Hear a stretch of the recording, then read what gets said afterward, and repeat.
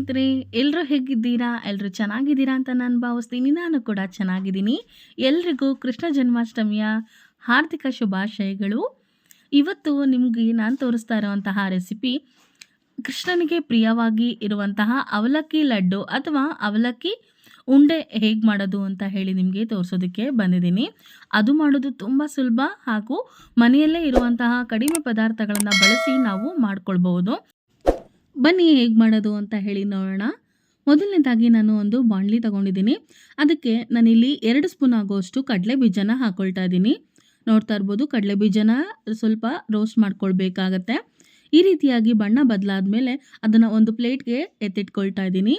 ನಂತರ ಅದೇ ಒಂದು ಬಾಣಲಿಗೆ ನಾನಿಲ್ಲಿ ಕಡಲೆ ಹುರ್ಗಡ್ಲೆ ಅಂತ ಹೇಳ್ತೀವಲ್ವ, ಅದನ್ನು ಹಾಕ್ಕೊಂಡು ನಂತರ 1 ಕಪ್ ಅಳತೆಯಲ್ಲಿ ನಾನಿಲ್ಲಿ ಅವಲಕ್ಕಿನ ಹಾಕ್ಕೊಳ್ತಾ ಇದ್ದೀನಿ. ಗಟ್ಟಿ ಅವಲಕ್ಕಿನ ನಾನಿಲ್ಲಿ ಬಳಸಿದ್ದೀನಿ. ಎರಡನ್ನೂ ಸಹಿತ ನೀಟಾಗಿ ಬಣ್ಣ ಬದಲಾಗೋ ರೀತಿ ರೋಸ್ಟ್ ಮಾಡ್ಕೊಳ್ಬೇಕು. ಅವಲಕ್ಕಿನ ನಾವು ಈ ರೀತಿಯಾಗಿ ಕೈಯಿಂದ ನಾವು ಪ್ರೆಸ್ ಮಾಡಿದ್ರೆ ಅದು ಒಡ್ಕೊಳ್ಬೇಕು. ಆ ರೀತಿಯಾಗಿ ರೋಸ್ಟ್ ಮಾಡಿಕೊಂಡ್ರೆ ಎರಡೂ ಕೂಡ ಕ್ರಿಸ್ಪಿಯಾಗಿ ರೋಸ್ಟ್ ಆಗಿರುತ್ತೆ. ನೋಡ್ತಾ ಇರ್ಬೋದು, ಈಗ ಅದನ್ನು ಸಹಿತ ಒಂದು ಪ್ಲೇಟ್ಗೆ ಎತ್ತಿಟ್ಕೊಳ್ತಾ ಇದ್ದೀನಿ. ಈಗ ಒಂದು ಮಿಕ್ಸಿ ಜಾರ್ಗೆ ಹುರಿದಿಟ್ಕೊಂಡಿರುವಂತಹ ಅಕ್ಕಿ ಮತ್ತು ಕಡಲೆನ ಹಾಕ್ಕೊಂಡು ನುಣ್ಣಗೆ ರುಬ್ಕೊಳ್ಬೇಕು. ನೋಡ್ತಾ ಇರ್ಬೋದು, ತುಂಬ ಕರಿಯಾಗಿ ಅಂತ ಹೇಳಿಲ್ಲ, ಪೂರ್ತಿ ನುಣ್ಣಗೆ ರುಬ್ಕೊಳ್ಬೇಕು. ನಂತರ ಅದೇ ಒಂದು ಮಿಕ್ಸಿಗೆ ನೋಡ್ತಾ ಇರ್ಬೋದು, ಈ ರೀತಿಯಾಗಿ ಪುಡಿ ಆದರೆ ಸಾಕಾಗತ್ತೆ. ನಂತರ ಅದೇ ಒಂದು ಮಿಕ್ಸಿ ಜಾರ್ಗೆ ನಾನು ಅದ್ರ ಜೊತೆಲೇನೆ ನಾನು ಹುರಿದಿಟ್ಕೊಂಡಿರುವಂತಹ ಕಡಲೆ ಬೀಜನ ಸಿಪ್ಪೆ ಎಲ್ಲ ತೆಗೆದು ಹಾಕೊಂಡು ಜಸ್ಟ್ ಆನ್ ಆ್ಯಂಡ್ ಆಫ್ 2 ಸಲ ಆನ್ ಆ್ಯಂಡ್ ಆಫ್ ಮಾಡಿದ್ರೆ ಸಾಕಾಗತ್ತೆ. ಕಡಲೆ ಬೀಜ ಪೂರ್ತಿ ನುಣ್ಣಗೆ ಆಗೋ ರೀತಿ ನಾವು ಇಲ್ಲಿ ರುಬ್ಬಾರ್ದು. ಕಡಲೆ ಬೀಜ ಬಾಯಿಗೆ ಸಿಗ್ತಾ ಇರಬೇಕು. ಈ ರೀತಿಯಾಗಿ ಆದರೆ ಸಾಕು, 2 ಭಾಗ ಆಗಿರೋ ಥರ ಆದರೆ ಸಾಕಾಗತ್ತೆ. ನಂತರ ಅದನ್ನು ಪಕ್ಕಕ್ಕೆ ಇಟ್ಕೊಂಡು ಮತ್ತೊಂದು ಒಂದು ಕಡಾಯಿಗೆ ನಾನಿಲ್ಲಿ 1 ಕಪ್ ಆಗೋಷ್ಟು ಬೆಲ್ಲನ ಹಾಕ್ಕೊಳ್ತಾ ಇದ್ದೀನಿ. ನಂತರ ಅರ್ಧ ಕಪ್ ಆಗೋಷ್ಟು ನೀರನ್ನು ಹಾಕ್ಕೊಂಡು ಬೆಲ್ಲನ ನಾವಿಲ್ಲಿ ಕರಗಿಸ್ಕೊಳ್ತಾ ಇದ್ದೀವಿ. ನೋಡ್ತಾ ಇರ್ಬೋದು, ಪಾಕ ಏನು ಮಾಡ್ಕೊಳ್ಬೇಕಾದ ಅವಶ್ಯಕತೆ ಇಲ್ಲ, ಹಾಗಾಗಿ ಬೆಲ್ಲ ನೀಟಾಗಿ ಕರಗಿದ್ರೆ ಸಾಕಾಗತ್ತೆ. ಒಂದು 8 ರಿಂದ 10 ನಿಮಿಷಗಳ ಕಾಲ ಇದನ್ನ ಕರಗಿಸ್ಕೊಳ್ಬೇಕಾಗತ್ತೆ. ನೋಡ್ತಾ ಇರ್ಬೋದು, ಬೆಲ್ಲ ಸ್ವಲ್ಪ ಸ್ವಲ್ಪನೇ ಕರಗ್ತಾ ಇದೆ. ಪೂರ್ತಿಯಾಗಿ ಕರಗೋವರೆಗೂ ಇದನ್ನ ಈ ರೀತಿಯಾಗಿ ನಾವು ಕುದಿಸ್ಕೊಳ್ಬೇಕಾಗತ್ತೆ. ಒಂದು ಕುದಿ ಬಂದ ನಂತರ ಬೆಲ್ಲನ ಶೋಧಿಸ್ಕೊಂಡು ಸಹಿತ ಹಾಕ್ಕೊಳ್ಬೋದು. ನಾನಿಲ್ಲಿ ಚೆನ್ನಾಗಿರೋ ಒಂದು ಬೆಲ್ಲನ ತಗೊಂಡಿರೋದ್ರಿಂದ ಅದರಲ್ಲಿ ಯಾವುದೇ ಒಂದು ಕಸ ಇಲ್ಲ ಅಂತ ಹೇಳಿ ನಾನಿಲ್ಲಿ ಶೋಧಿಸ್ಕೊಳ್ತಾ ಇಲ್ಲ. ನೀವೇನಾದರೂ ಬೆಲ್ಲ ಚೆನ್ನಾಗಿಲ್ಲ ಅಂತ ಹೇಳಿ ಅನ್ಸಿದ್ರೆ ಖಂಡಿತ ಶೋಧಿಸಿ ಹಾಕ್ಕೊಳ್ಬಹುದು. ನಂತರ ಅದೇ 1 ಕಪ್ ಅಳತೆಯಲ್ಲಿ ನಾನಿಲ್ಲಿ ಕಾಯಿ ತುರಿನ ಹಾಕ್ಕೊಳ್ತಾ ಇದ್ದೀನಿ. ನೀವು ಬೇಕಿದ್ರೆ ಕೊಬ್ಬರಿ ತುರಿನೂ ಸಹಿತ ಹಾಕ್ಕೊಳ್ಬಹುದು. ಎರಡನ್ನೂ ನೀಟಾಗಿ ಮಿಕ್ಸ್ ಮಾಡ್ಕೊಳ್ಬೇಕಾಗತ್ತೆ. ಈ ಎರಡನ್ನೂ ಸಹಿತ ತುಂಬಾ ಹೊತ್ತು ಕುದಿಸೋ ಅವಶ್ಯಕತೆ ಇಲ್ಲ. ಮಿಕ್ಸ್ ಮಾಡಿ ಒಂದು 2 ಮಿನಿಟ್ಸ್ ಇದು ಆಗೋವರೆಗೂ ಬಿಟ್ರೆ ಸಾಕಾಗತ್ತೆ. ನಂತರ ಆಗ್ಲೇ ರುಬ್ಬಿ ಇಟ್ಕೊಂಡಿರುವಂತಹ ಕಡಲೆ ಬೀಜದ ಪುಡಿ ಎಲ್ಲನೂ ಇದಕ್ಕೆ ಮಿಕ್ಸ್ ಮಾಡ್ಕೊಳ್ಬೇಕು. ಮಿಕ್ಸ್ ಮಾಡ್ಕೊಂಡು ಈ ರೀತಿಯಾಗಿ ತಿರುವುತ್ತಾ ಇರಬೇಕಾಗತ್ತೆ. ಎಡೆ ಬಿಡದೆ ಇದನ್ನ ತಿರುವುತ್ತಾ ಇರಬೇಕು. ಸ್ವಲ್ಪ ಇದು ಗಟ್ಟಿ ಆಗುತ್ತೆ. ಗಟ್ಟಿ ಆದ ನಂತರ ಇದು ರೆಡಿ ಆಗೋಗುತ್ತೆ. ನೋಡ್ತಾ ಇರ್ಬೋದು, ಇದಾಗಲೇ ಗಟ್ಟಿ ಆಗೋಗಿದೆ. ಈ ರೀತಿ ಆದರೆ ಸಾಕಾಗತ್ತೆ. ನಂತರ ಇದಕ್ಕೆ ನಾನಿಲ್ಲಿ 2 ಸ್ಪೂನ್ ಆಗೋಷ್ಟು ತುಪ್ಪನ ಕಾಯಿಸಿ ಹಾಕ್ಕೊಳ್ತಾ ಇದ್ದೀನಿ. ನೋಡ್ತಾ ಇರ್ಬೋದು, ನೀವು ಬೇಕಿದ್ರೆ ಎಣ್ಣೆ ಸಹಿತ ಬಳಸ್ಬೋದು, ತುಪ್ಪ ಇಲ್ಲ ಅಂದ ಪಕ್ಷದಲ್ಲಿ. ತುಪ್ಪ ಹಾಕಿದ್ರೆ ತುಂಬ ಚೆನ್ನಾಗಿ ಇರುತ್ತೆ. ಲಡ್ಡು ಮಾಡ್ತಾ ಇರೋ ಕಾರಣದಲ್ಲಿ ನಾವು ತುಪ್ಪನ ಸ್ವಲ್ಪ ಬಳಸಿದ್ರೆ ತುಂಬ ಚೆನ್ನಾಗಿ ಫ್ಲೇವರ್ ಬರುತ್ತೆ ಅಂತ ಹೇಳಿ ಹಾಕ್ಕೊಂಡಿದ್ದೀನಿ. ಈಗ ಇದು ರೆಡಿ ಆಗಿದೆ. ಲಾಸ್ಟಲ್ಲಿ ಇನ್ನೊಂದು ಸ್ಪೂನ್ ಆಗುವಷ್ಟು ನಾನಿಲ್ಲಿ ತುಪ್ಪನ ಹಾಕ್ಕೊಳ್ತಾ ಇದ್ದೀನಿ. ಒಟ್ಟಾರೆಯಾಗಿ 3 ರಿಂದ 4 ಸ್ಪೂನು ನೀವು ತುಪ್ಪನ ಬಳಸಬೇಕಾಗತ್ತೆ.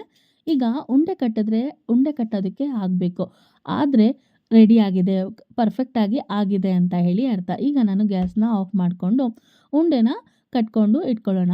ಬಿಸಿ ಇರುತ್ತೆ ಅಂತ ಹೇಳಿ ಸ್ವಲ್ಪ ಹೊತ್ತು ತಣ್ಣಗಾಗೋದಕ್ಕೆ ಬಿಡಬೇಕು. ಪೂರ್ತಿಯಾಗಿ ಅಲ್ಲ, ನಾವು ಕೈನಲ್ಲಿ ಮುಟ್ಟೋದಕ್ಕೆ ಆಗಬೇಕು, ಅಷ್ಟರ ಮಟ್ಟಿಗೆ ತಣ್ಣಗಾದರೆ ಸಾಕಾಗತ್ತೆ. ನೋಡ್ತಾ ಇರ್ಬೋದು, ಈಗ ಬಿಸಿ ಇರುವಾಗಲೇ ಸ್ವಲ್ಪ ಕೈಗೆ ಎಣ್ಣೆನ ಸವರಿಸ್ಕೊಂಡು ನೀವು ಈ ರೀತಿಯಾಗಿ ಉಂಡೆಗಳನ್ನ ರೆಡಿ ಮಾಡ್ಕೊಳ್ಬೇಕಾಗತ್ತೆ.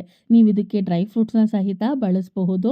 ನಾನಿಲ್ಲಿ ಯಾವುದೇ ಒಂದು ಡ್ರೈ ಫ್ರೂಟ್ಸ್ನ ಬಳಸಿಲ್ಲ, ಹಾಗೆ ಮಾಡ್ತಾ ಇದ್ದೀನಿ ಪ್ಲೈನ್ ಆಗಿ.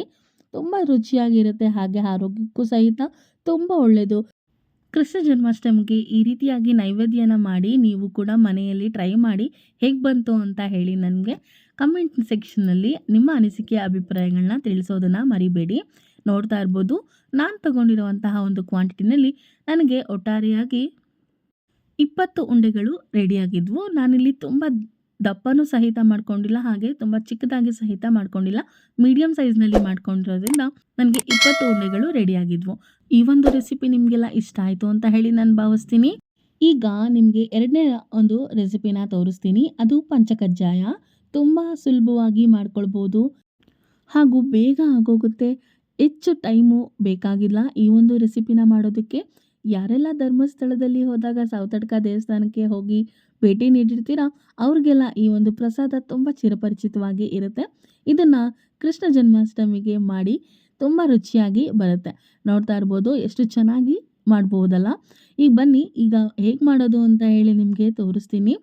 ಅದಕ್ಕೆ ನಾನಿಲ್ಲಿ ಮೊದಲನೇದಾಗಿ ಒಂದು ಕಡಾಯಿನ ಇಟ್ಕೊಂಡಿದ್ದೀನಿ. ಒಂದು ಚಿಕ್ಕ ಕಡಾಯಿನ ಇಟ್ಕೊಂಡು ಅದಕ್ಕೆ 1 ಸ್ಪೂನ್ ಆಗೋಷ್ಟು ಕಪ್ಪು ಎಳ್ಳನ್ನು ಹಾಕೊಳ್ತಾ ಇದ್ದೀನಿ. ಇದನ್ನು ಸ್ವಲ್ಪ ಬಣ್ಣ ಚೇಂಜ್ ಆಗೋವರೆಗೂ ಚಿಟಪಟ ಅನ್ನೋ ಅಂತ ಹೇಳಿ ಹುರ್ಕೊಳ್ಬೇಕಾಗತ್ತೆ. ನೋಡ್ತಾ ಇರ್ಬೋದು ಈಗ ಸ್ವಲ್ಪನೇ ಚಿಟಪಟ ಅಂತ ಹೇಳಿ ಅನ್ನಿಸ್ತಾ ಇದೆ, ಸೌಂಡ್ ಬರ್ತಾ ಇದೆ. ಈಗ ನಾನು ಇದನ್ನು ಎತ್ತಿಟ್ಕೊಳ್ತಾ ಇದ್ದೀನಿ ಒಂದು ಪ್ಲೇಟ್ಗೆ. ನಂತರ ಒಂದು ಕಡಾಯಿನ ಇಟ್ಕೊಳ್ತಾ ಇದ್ದೀನಿ. ಇದಕ್ಕೆ ನಾನಿಲ್ಲಿ 1 ಕಪ್ ಆಗೋಷ್ಟು ಕಾಯಿ ತುರಿನ ಹಾಕ್ಕೊಳ್ತಾ ಇದ್ದೀನಿ. ಅದಕ್ಕೆ ಅರ್ಧ ಕಪ್ ಆಗೋಷ್ಟು ನಾನಿಲ್ಲಿ ಕುಟ್ಟಿರೋ ಬೆಲ್ಲನ ತಗೊಂಡು ಹಾಕ್ಕೊಳ್ತಾ ಇದ್ದೀನಿ. ಅಂದರೆ ಬೆಲ್ಲನ ನಾನಿಲ್ಲಿ ಕುಟ್ಟಿ ಪುಡಿ ಮಾಡಿ ಹಾಕ್ಕೊಳ್ತಾ ಇದ್ದೀನಿ. ನೀವು ಬೆಲ್ಲದ ಪುಡಿ ಇದ್ದರೆ ಅದನ್ನೇ ಬಳಸ್ಬೋದು, ತುಂಬ ಚೆನ್ನಾಗಿರುತ್ತೆ. ಎರಡೂ ಸಹಿತ ನೀಟಾಗಿ ಮಿಕ್ಸ್ ಮಾಡಬೇಕು. ಬೆಲ್ಲದ ಅಂಶ ಎಲ್ಲ ನೀಟಾಗಿ ಇದು ಕರಗ್ತಾ ಹೋಗಬೇಕು.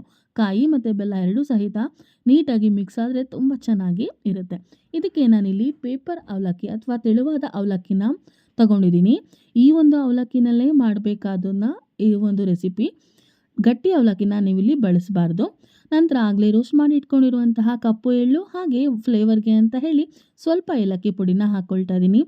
ಇದನ್ನು ನಂತರ ಎಲ್ಲನೂ ಕೈನಲ್ಲೇ ಮಿಕ್ಸ್ ಮಾಡ್ಕೊಳ್ಬೇಕು. ಈ ರೀತಿಯಾಗಿ ಸ್ಪೂನ ಸಹಾಯದಿಂದ ಮಾಡಬಹುದು, ಆದರೆ ಕೈನಲ್ಲಿ ಮಿಕ್ಸ್ ಮಾಡಿದ್ರೆ ತುಂಬ ಚೆನ್ನಾಗಿ ಆಗುತ್ತೆ ಅಂತ ಹೇಳಿ ನಾನು ಕೈನಲ್ಲಿ ಮಿಕ್ಸ್ ಮಾಡ್ಕೊಳ್ತಾ ಇದ್ದೀನಿ. ಇದನ್ನು ಇಷ್ಟೇ ಈ ರೀತಿಯಾಗಿ ಮಿಕ್ಸ್ ಮಾಡಿ ಒಂದು 5ರಿಂದ 10 ನಿಮಿಷಗಳ ಕಾಲ ಅಥವಾ 10ರಿಂದ 15 ನಿಮಿಷಗಳ ಕಾಲ ನಿಮಗೆ ಎಷ್ಟು ಟೈಮ್ ಇರುತ್ತೋ ಅಲ್ಲಿವರೆಗೂ ಇದನ್ನು ನೀವು ನೆನೆಯೋದಕ್ಕೆ ಅಂತ ಹೇಳಿ ಬಿಡಬೇಕು. ಏಕೆಂದರೆ ಎಲ್ಲ ಮಿಕ್ಸ್ ಮಾಡಿದ್ದೀವಲ್ವ, ಅದು ಸ್ವಲ್ಪ ಸೆಟ್ ಆಗಬೇಕು. ಹಾಗಾಗಿ ಒಂದು 10ರಿಂದ 15 ನಿಮಿಷಗಳ ಕಾಲ ಬಿಟ್ಟರೆ ಪರ್ಫೆಕ್ಟಾಗಿ ಆಗುತ್ತೆ. ಲಾಸ್ಟಲ್ಲಿ ಒಂದು ಸ್ವಲ್ಪ ತುಪ್ಪನ ಆ್ಯಡ್ ಮಾಡ್ತಾ ಇದ್ದೀನಿ ಫ್ಲೇವರ್ಗೆ ಅಂತ ಹೇಳಿ. ಬೇಡ ಅನ್ನೋರು ಕೂಡ ಸ್ಕಿಪ್ ಮಾಡ್ಬೋದು. ತುಪ್ಪ ಇಲ್ಲದೇನೂ ಸಹಿತ ತುಂಬ ರುಚಿಯಾಗಿ ಬರುತ್ತೆ. ಈಗ ನಾನಿಲ್ಲಿ ಒಂದು ಲಿಡ್ನ ಕ್ಲೋಸ್ ಮಾಡಿ ಒಂದು 10ರಿಂದ 15 ನಿಮಿಷಗಳ ಕಾಲ ನೆನೆಯೋದಕ್ಕೆ ಬಿಟ್ಟಿದ್ದೆ. ನೋಡ್ತಾ ಇರ್ಬೋದು ಈಗ ನಾನು ಓಪನ್ ಮಾಡಿ ತೋರಿಸ್ತಾ ಇದ್ದೀನಿ ಎಷ್ಟು ಚೆನ್ನಾಗಿ ಎಲ್ಲನೂ ಸಹಿತ ರೆಡಿಯಾಗಿದೆ. ನೋಡಿ ಇಷ್ಟೇ, ಎಷ್ಟು ಬೇಗ ಆಗೋಗುತ್ತಲ್ವ. ನಿಮಗೆ ಟೈಮ್ ಇಲ್ಲ ಅಂತ ಹೇಳಿ ಅನ್ನಿಸ್ದಾಗ ಈ ರೀತಿಯಾಗಿ ಈಸಿಯಾಗಿ ಆಗುವಂತಹ ಒಂದು ನೈವೇದ್ಯನ ಮನೆಯಲ್ಲಿ ಟ್ರೈ ಮಾಡಿ.